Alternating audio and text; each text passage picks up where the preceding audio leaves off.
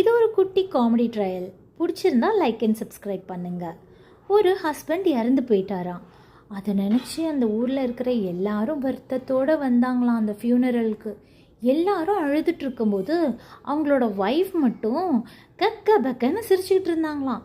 என்னடா இது, ஹஸ்பண்ட் இறந்து போயிட்டாங்க, இப்படி இந்த பொண்ணு சிரிச்சிட்டு இருக்குன்னு எல்லாரும் அந்த பொண்ணை ஆச்சரியத்தோடையும் கோவத்தோடையும் பார்த்துக்கிட்டு இருந்தாங்க.